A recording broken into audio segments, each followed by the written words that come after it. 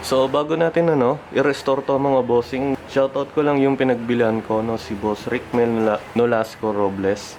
Yan, maraming salamat sa iyo bossing at napaka-solid ng binigay mong pipe. Hindi siya ganun kasungaw, kaya goods na goods yung deal namin. Meron lang talagang mga minimal issues na common naman sa second hand, kaya check natin. Hindi naman ako nagrereklamo sa mga issue na to, pero gusto ko lang makita nyo yung mga issue nga para pag na-restore natin, makita nyo yung difference between sa old versus sa restored na. Ayan. So dito, ayan, meron siyang gas-gas dito.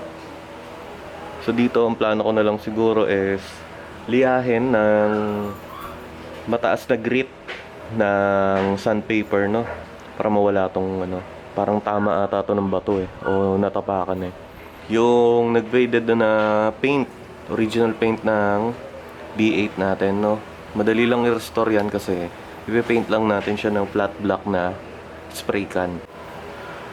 Very very common naman yan sa mga second hands yung ganyan. Ang mahalaga, original weld pa rin, ayan.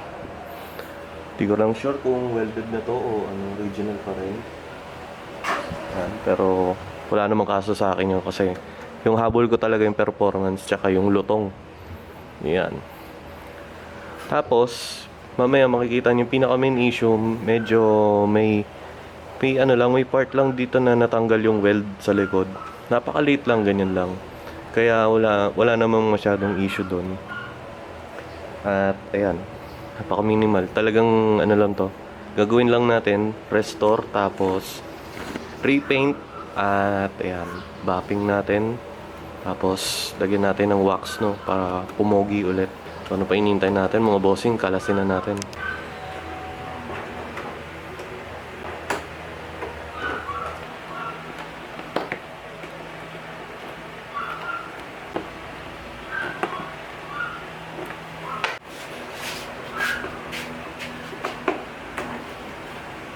Kita ko.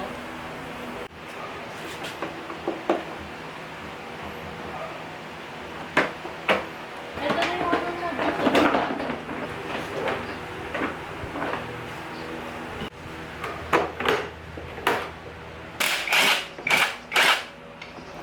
Diyos ko, sumasama lagi.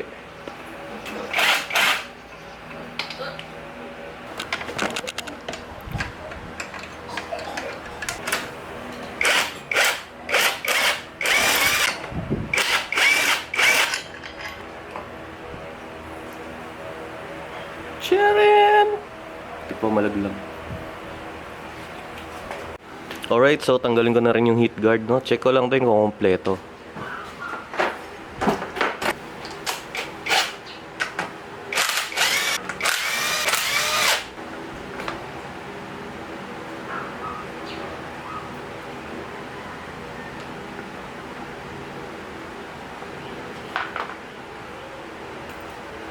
Okay naman.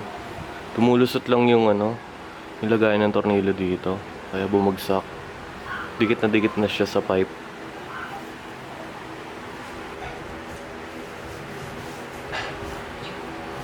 So maraming paint na nag-chip out. Natural sa second hand. Right. So bali, ito yung gusto ko ipakita sa inyo. Yan, ito. Ito yung yung weld na to, patanggal na. Malapit na matanggal. Usog-usog na rin.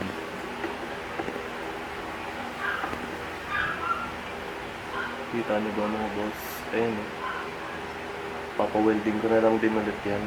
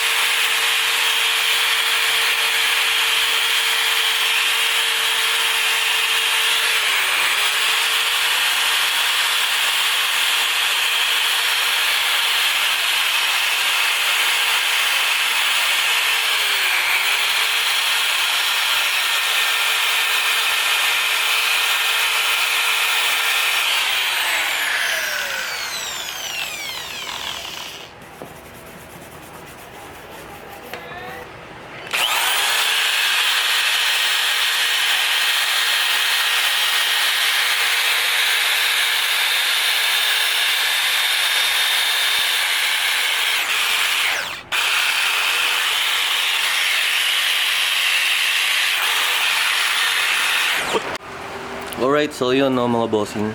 Unti-unti na natin natatanggal yung mga namuong kalawang dyan. Kasi nakakapagpanipis ng bakal yun eh. Tapos, i-coat na lang natin ng paint para ano, di basta-basta pasukin ng tubig para kalawang. Ayan. Meron pa ako nakikita dito. Ito.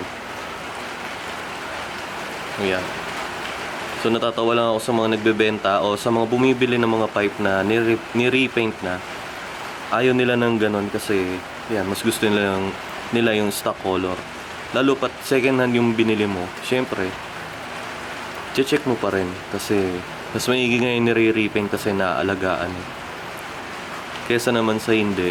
Tapos kinakain na yung metal, yan, yung bakal sa loob. Tapos unti-unting numinipis yan. Mas maganda pa rin talaga yung nire-repaint.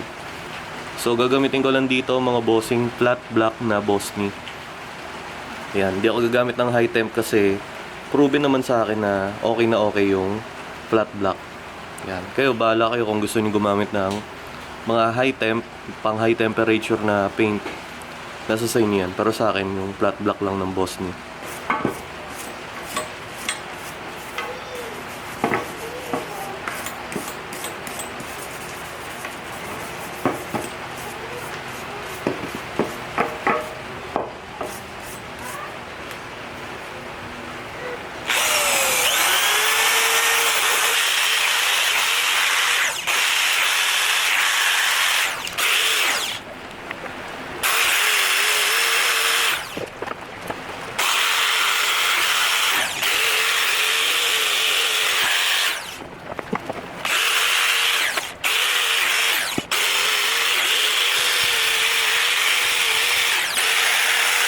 Alright mga boss, so eto na no. Yan, hindi ko na napakita yung whole process ng pag tatanggal ang mga pintura, ng kalawang. Pero, ayan, nilagyan na natin ng tape at ready na for repaint. So, pakita ko na lang kapag ano na, yung final result natin dito sa pipe natin no.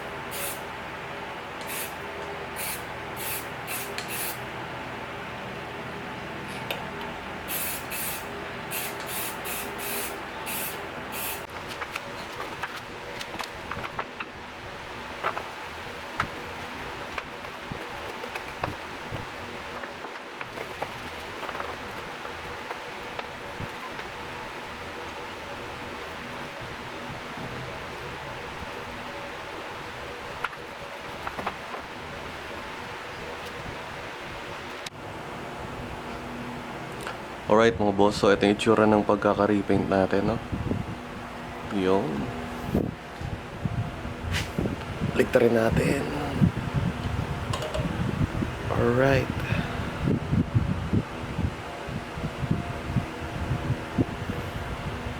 Yung mga ano lang, namuulang dito, basa pa ata eh. Pero sa likod naman yan at hindi na makikita. Pero ito yung ano natin, yung mga visible parts. Bigat. Yun.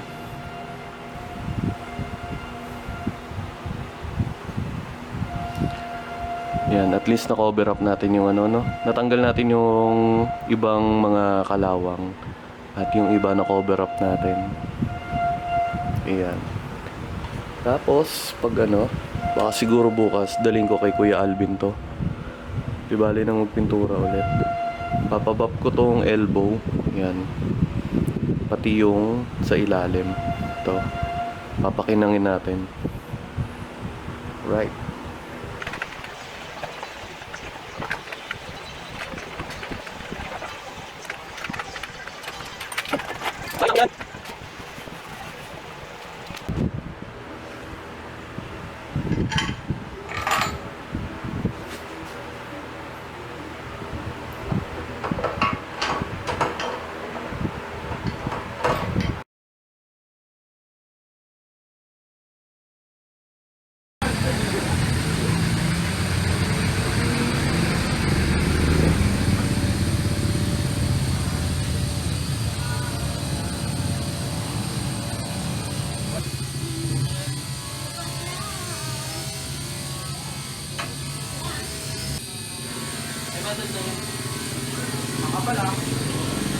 Yan na kinakalawag yung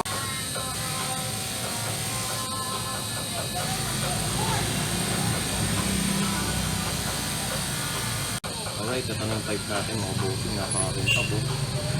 Ayan.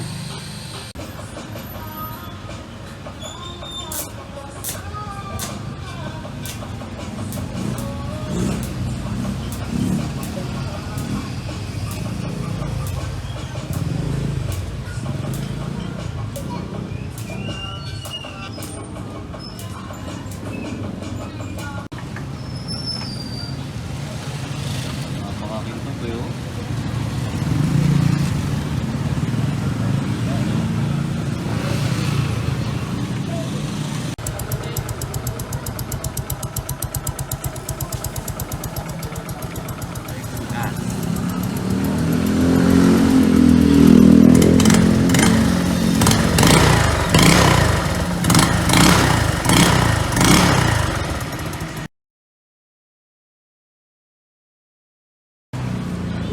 Alright mga boss, natanong natin kay Kuya Alvin magkano yung presyo ng katulad nito, yung mga cleaning na ganito.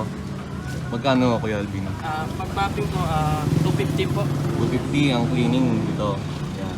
Tapos pag retubo magkano? Sa Mami, 900 po yun. Standard yung elbow niya. Tapos yung ibang brand, Yung mga pang wave na 650 lang yun. mga click 125, 900 din po. 900. Pag mga katulad ng NMAX, Xerox, mga ganyan. Big elbow ng NMAX 12. 1.2. Same lang sa Aerox. Same lang sila. Tapos pakalkal sa'yo ng pipe magkano? Ang NMAX 1K. Ah, Ang Mio 900.